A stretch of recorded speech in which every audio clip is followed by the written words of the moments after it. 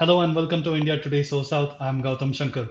The stage is really set for an interesting electoral battle that is playing out in Hyderabad right now. The BJP has picked a rookie, a social worker, and a businesswoman, Kompela Madhavi Latha, and she is taking on AIMIM chief Asaduddin Owaisi this time. Now, Hyderabad is generally considered as Owaisi's bastion as far as the Lok Sabha elections is concerned. Now, no other party here has won in the last 4 decades. Keep that in mind. Now, AIMIM leaders, especially Asaduddin Owaisi, has been accusing Madhavi Latha of polarizing this area on the lines of religion. Now, there's no doubt that Madhavi Latha has been making news. Now, in the latest episode, Madhavi Latha is having to refute charges where she made a gesture of drawing an arrow and shooting it at the place of worship during Ram Navami procession, and this incident took place on April 17th. Now, this incident is said to have hurt the sentiments of the Muslim community. Now, she has also criticized the GHMC. Now, that was one issue. Now, the other issue is regarding the voters in Hyderabad. Madhavi Latha has said that the GHMC, that is the Greater Hyderabad Municipal Corporation decision to delete 5.5 lakh bogus votes is a key issue. She and also it is important to remember that GHMC acts as the Hyderabad district's election authority here. Now, Latha has alleged in several of her campaign speeches that the only reason Asaduddin Owaisi has been winning consecutive general elections was due to the presence of these bogus votes. Now, can Madhavi Latha, a relative unknown prospect in political circles until her name featured in the BJP's Lok Sabha candidate list, really make a difference in Hyderabad? And can she also rattle, if not displace, Owaisi from the Hyderabad throne? To discuss more about this, about BJP's chances, the political narratives that have been adopted by Madhav Latha, and whether a newbie will defeat Owaisi in his bastion, we are now joined in by T.S. Sudhir, a senior political analyst and journalist from Telangana. Thank you for joining us on India Today. Thank you. Thank you, Gautam. Thank you. Yeah. Sudhir, what is your take on this arrow controversy? Now, Madhavi Latha claims that there was no mosque where she did this. But do you see this as a signal of intent about how her campaign is going to unfold over the next few days? Is this the kind of line that the BJP or Madhavi Latha is going to adopt? And what do you make of the whole controversy itself? Well, I see this as an imaginary bow and arrow landing Madhvi Latha in a real problem. I really see it is a case of much ado about nothing because remember, Madhvi Latha is also a trained Bharatanatyam dancer. And I personally thought, let truth be told, it was a rather elegant way in which she drew that imaginary bow and arrow. And you would really need to move at least a good 30 degrees in order for the imaginary arrow to go and hit the mosque. It was really the camera person who panned the camera by another 30 degrees to make it seem as though she was shooting in that direction, which really isn't the case. So it is a case about much about nothing.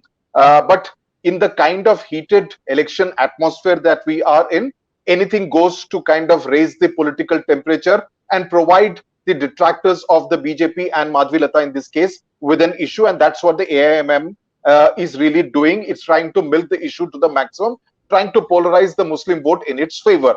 Now, apart from this issue, are there other problems with Madhavi Latha? Yes. I mean, there would be many of her critics who would see her, to put a slightly extreme kind of a comparison, as a male version of Raja Singh, who is the BJP MLA from Goshamal constituency, known for making rather rabid speeches. But apart from that, if we have to kind of chart Madhavi Latha's whatever she has said over the last 1 month, ever since she was nominated to fight this election on the BJP, quite a surprise candidate, she has been strident in her criticism of the Owaisis, especially Asaduddin Owaisi, who has been winning this from this constituency since 2004, and before that it was represented by his father, the late Salahuddin Owaisi. So in that sense, Hyderabad has been an Owaisi fortress for the last 4 decades, as you said. But apart from that, there hasn't been any kind of overtly communal kind of a remark which she has made. She has been appealing to the Muslim women constituency, and that's what she hopes to kind of tap into. She has been doing some social work in the community in the old city area of Hyderabad, and she would hope much of that would also convert into votes as far as her candidature is concerned. So as to answer your specific question about this imaginary bow and arrow, Well, I think it has become an issue, and now that an FIR has also been filed by the Hyderabad City Police, so it would continue to remain in the news. It would continue to grab the headlines. It would continue also to polarize the electorate to an extent, because the other parties, whether it be the BRS or the Congress, don't really matter in the scheme of things as far as Hyderabad Lok Sabha constituency is concerned. If you look at the previous many elections, it's always been the MIM versus the BJP in the Hyderabad Lok Sabha constituency. Right. So Sudhi, they're of the opinion that the imaginary arrow shooting episode of Madhavi Latha is much ado about nothing. But now moving on to a more serious topic, the GHMC has deleted 5.5 lakh bogus votes. Now, this came soon after Madhavi Latha made claims in a Hindi channel as well, and also in local regional media, that there are 6 lakh fake voter names in Hyderabad. How serious is this episode, and do you see this having an impact, Sudhir? Well, quite an exaggerated claim, because since January 2023, and much of this work was not done before the Lok Sabha elections, it was actually done before Telangana went to elections in the assembly, or the assembly elections in November 2023. So, if you are to go by the data provided by the Chief Electoral Officer of Telangana, Vikas Raj, he said that 5.6 lakh voters have been deleted. These are either people who have moved away from their place of residence, or they have expired, or it's a case of duplicate voters. So altogether, it is 5.6. 54,000 of them are duplicate voters. So it is nowhere near the kind of figure that Madhavi Latha has been putting out. And if the allegation is that, if the claim is that it is being done at the behest of the local parties, mainly the MIM in the old city of Hyderabad, well, since 2018, I can tell you that much of these powers have been taken away from the local state offices throughout the country, and it is the Central Election Commission which monitors much of this addition and deletion of voters' business. So, while the local officials are definitely involved, a lot of supervision takes place at the central level directly from New Delhi. So, it's not possible for many people to indulge in any kind of hanky panky without the central office not getting a whiff of it. So while for years, in fact, ever since I have been in Hyderabad, one has heard this whole case of, a lot of fake voters that do take part in voting on D-Day as far as Hyderabad Lok Sabha constituency is concerned. Given the kind of victory margins that Assuddin Owaisi has enjoyed over the years, for instance, when he made his political electoral debut in Lok Sabha elections in 2004, his victory margin was 1 lakh votes. That has risen to 2.82 lakh votes in the last election in 2019. So that is a huge kind of a vote of confidence by people of his constituency. And to be very fair to the MIM, the legislators, the corporators, and to Assuddin Owaisi himself, one of their USPs always has been that they are extremely accessible, unlike many of the elected representatives that we see from different parties across the country in different states. The MIM legislators, Assuddin Owaisi himself, and the corporators, you would always find them on specific days at specific time, between specific timings in the morning at the party office, to attend to any kind of grievances. I don't see any other political party having this kind of a people representative to people approach anywhere else, and that's what has really helped them maintain their hold over the constituencies in the old city of Hyderabad. All right. Now, coming to Madhavi Latha as a personality and her political campaigns itself, what do you make of what she's been doing so far, the political narratives that have been adopted by her? Because there have been multiple issues that she has raised. I remember the Chengicharla incident that took place, and then the recent Ram Navami episode. And then she also talks about herself as a champion of triple talaq to woo the Muslim women voters, as you rightly pointed out. So, being a debut politician this time from the BJP, would she be able to give a run for Owaisi's money? Because she claims that she has Asaduddin Owaisi cornered, is the kind of statements that she has been making. And given the kind of numbers that you just spelled out, every election over 2 lakh votes that Owaisi has been winning by, will he really be concerned about Madhavi Latha, or should he be concerned about her? Interesting. When I last spoke to Assuddin Owaisi, this was before the nomination started, and I asked him about this new competitor that he has. So he said, I really don't look at my rival. I am against BJP ideology, and that's what we are fighting. So we are fighting the BJP, irrespective of who the candidate is. Now, that's obviously is taking a very politically correct position out there. But while that may be the case, yes, Madhavi Latha has upped the stakes, because so far it was always seen as a fortress. Now this is a contest which everyone is kind of looking up to as to what could possibly happen, because never a woman candidate has been fielded by the BJP in the Hyderabad Lok Sabha constituency against the Owaisis. Now, while that is the case, she would also try to split some of the Muslim vote by wooing the Muslim woman vote, because she has been doing work as far as the Muslim women are concerned in the old city of Hyderabad as part of her social work outreach. So that would definitely help her. She would also hope to get much of the Hindu vote bank, which is there in the old city of Hyderabad. Remember, one of the assembly constituencies, Gosha Mahal, was won by the BJP, not just this time, even last time, last assembly election in 2018. So that would definitely help her. Also, the fact that this time, at least in two of the remaining six constituencies, the MIM actually had a scare. It went into pretty much the last rounds of voting before the MIM could emerge victorious. So the MBT and the Congress actually ran it pretty close in a couple of these constituencies. What would make a difference is the Congress approach. If the Congress decides to give tacit support, as it seems to be the case, because the Congress surprisingly has not even announced its candidate, and we still just have another 2 days to go for the Yeah. close of nominations. So the Congress seems to be in a mood to be in the election for the sake of being in the election. Naam ke vaste, just a namesake kind of a candidate is going to be fielded. It is going to provide tacit support as far as Assuddin Owaisi is concerned, because obviously it wouldn't want a BJP candidate to win in the old city of Hyderabad. It would be bad optics for the new Congress government here in Telangana. But what Owaisi is doing is also very interesting. Of course, he's talking about the other national issues like Bilkis Bano, CA, NRC, etc., etc. He's also been talking about the fact that now your vote is a vote to protect your masjid. And masjid, not just in the context of the Ram Navami episode, but even otherwise. He's basically, it kind of goes back to the Islam Khatre Mein Hai kind of a slogan.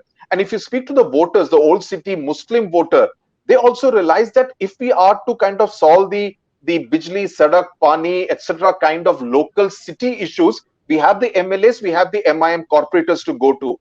We need Assuddin Owaisi to sit in the Lok Sabha and represent the Indian Muslim, not just about of Hyderabad, but across the country. So that's the kind of an image they see of Assuddin Owaisi. And that obviously helps, as far as Owaisi is concerned, to consolidate the entire Muslim vote behind him. So one can be pretty much sure the voting is going to be entirely on religious line, on your community lines. There is not going to be any mistake about that.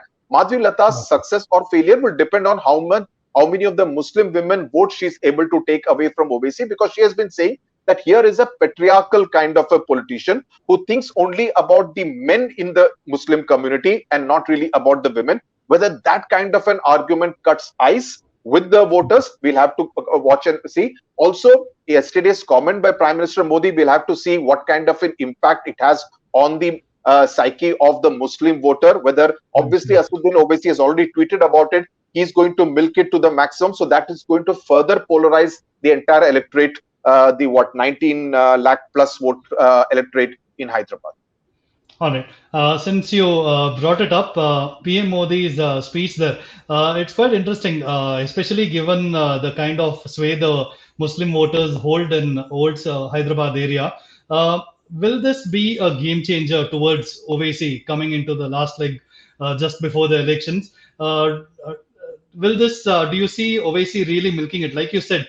But also, the women voters could hold sway towards Madhavi Latha, like you said. So, will this be the poll plank that Owaisi will certainly milk to the extreme extent that he can to basically consolidate the voters there? Oh, yes. I think Owaisi will operate at two levels, because I don't think he would want to give Madhavi Latha too much importance. So he would much rather operate at an Owaisi versus Modi kind of a battle. That's the pitch I see him, having known and tracked him for so many years. I think he will operate at that level. Yes, he will definitely milk Modi's comment yesterday in Rajasthan to the maximum extent possible, because as far as his vote bank is concerned, Modi has actually provided him with the winner of a slogan. And he would obviously want to say that, you guys are going to be in some kind of a danger if the BJP is going to come back to power, because this is what they look at you as. So he would want to kind of cater to that kind of a sentiment, cater to that kind of a victimhood kind of a formula, instead of talking too much about his BJP rival in the Hyderabad Lok Sabha constituency, that is Madhavi Lathas. So that is definitely going to happen. We'll have to see whether the Muslim women vote as Muslims or whether they vote as women. I think that's going to determine how many votes Madhavi Latha actually gets, and how many votes does the Congress candidate or the BRS candidate. Most in previous elections we have seen they always clock in single digit percentage. So it's not like they're going to be like how they would perform in the rest of Telangana. Hyderabad Lok Sabha constituency is going to be quite different that way. Yeah, it's going to be different in the sense that it is going to be a highly polarized constituency there. Now, coming to the real issues, Sudhir, what about infrastructure, sewage management, say traffic, hygiene, or even employment? Do these issues really take a backseat when it comes to polarizing issues there? What is your take on what's going to happen with these real issues? Do they matter to a smaller extent compared to the polarizing issues here? Well, I'll tell you something very interesting. I mean, in fact, when I was tracking Madhavi Latha's election campaign and she was around the Charminar area, one saw interesting kind of reaction. I mean, she's not shy of, going and talking to Muslim shopkeepers, traders, vendors, and, asking them for their vote. I mean, she's not someone to say that, okay, this is not my constituency, let me not waste my time here. She actually makes that effort. So there were two kinds of reactions. There were one set of people who would listen to her and, kind of were passive kind of listeners. There were some others who had a more extreme reaction. नहीं हम तो असद भाई के को ही support करेंगे. So there were those kind of extreme reactions. Now talking about the kind of infrastructure development, now Hyderabad Old City is definitely not like the newer part of Hyderabad, but again it is not like the old city of Hyderabad which was found 20 years ago. For instance, there have been no communal kind of tensions in the old city of Hyderabad. The last time we saw that was in the 1990s. So to that extent, there has been peace, communal harmony to a large extent in the old city area of Hyderabad. And I think the elected representatives, apart from the police, both of them need to be given credit for that. As far as infrastructure is concerned, for instance, there is an IT tower coming up in Malakpet, which is part of the old city area of Hyderabad. There are many kind of business establishments. The metro is going to be extended through the old city area of Hyderabad. In terms of road widening, pedestrianization around the Charminar, the area, the look and feel of the area obviously has changed, but obviously there is a lot that needs to be done. And it cannot be done without the cooperation of the elected representatives. So be it the government of Telangana, be it the local Hyderabad Municipal Corporation and the elected representatives, both Congress, BRS and the MIM, all of them have to work together, and the BJP also, the lone MLA from Gosha Mahal, everyone has to work together. So the old city has improved, but definitely there is a lot more that needs to be done, which can be done, and I'm sure those are some of the issues. But I suspect, given the kind of communal talk that has been going on, much of the voting will ultimately end up being done on the basis of whether I'm a Hindu or a Muslim. That's the rather unfortunate reality that we face in India.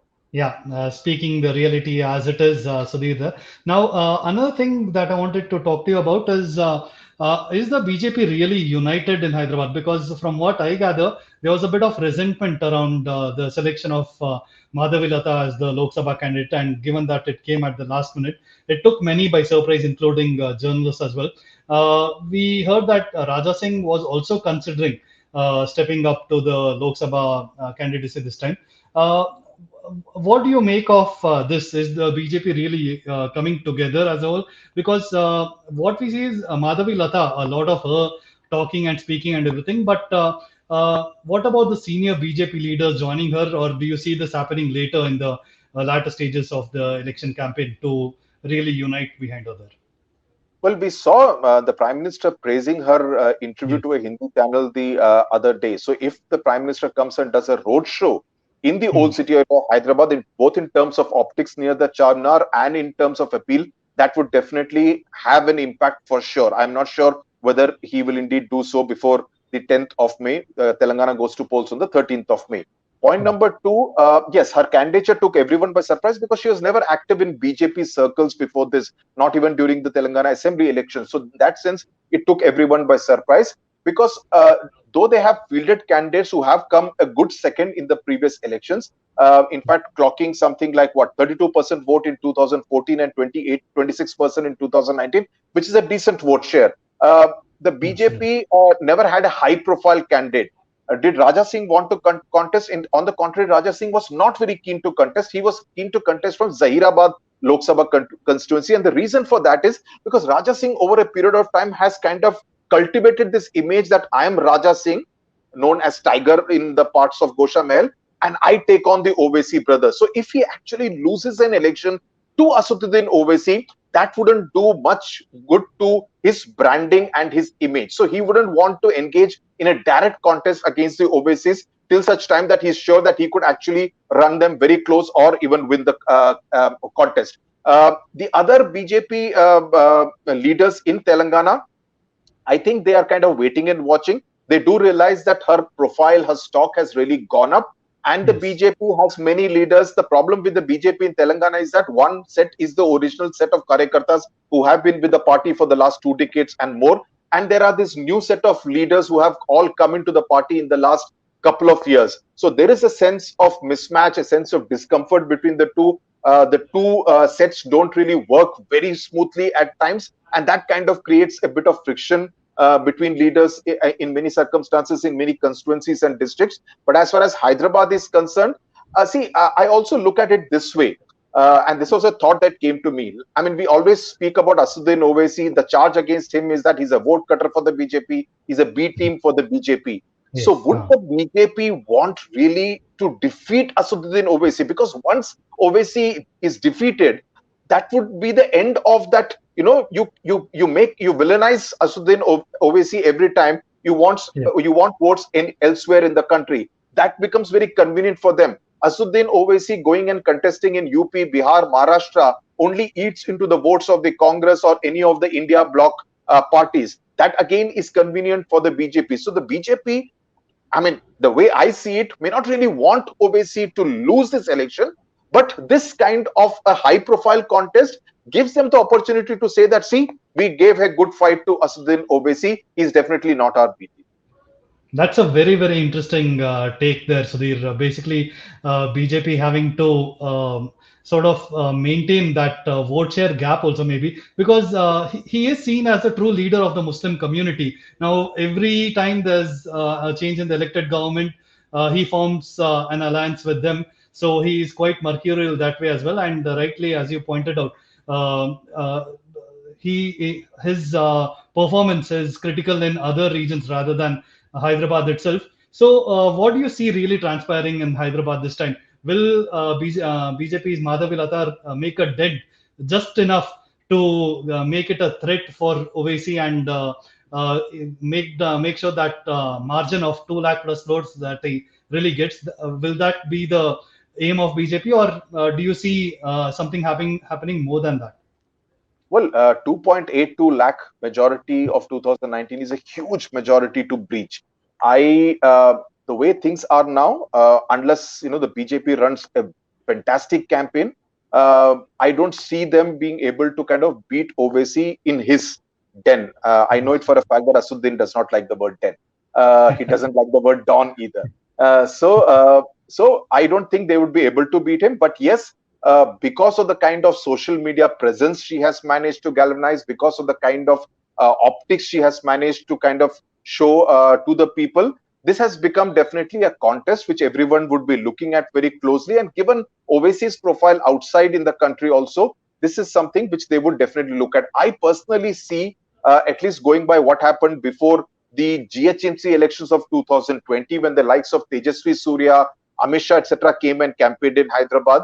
I personally think that once the Karnataka elections also get over in the third phase, I see a lot many leaders from other parts of South India and also from North India possibly coming and campaigning in Hyderabad. The Prime Minister had a roadshow, but that went through Malkajgiri and the Sikandrabad parts of the city, did not touch the Hyderabad old city constituencies. But if they do so, it would definitely make it a very riveting contest to see. whether they are able to kind of get so many votes, because that would really mean a lot many among the Muslim community would actually break away from the MIM hold and come this side and vote for the BJP. Now that would take a lot of doing. All right. So thank you so much, Sudhir, for your inputs there. Basically, saying that this is definitely going to be one of the most politically riveting contests this Lok Sabha elections, and it is going to be highly communal as well. And whether in the last mile of the last leg of the elections, if the big wigs do come together, they could make a difference for Madhavi Lathas, just enough to maybe make a dent in Owaisi's vote share there. Thank you so much for joining us on this discussion today, Sudhir. Thank you. Thank you, God.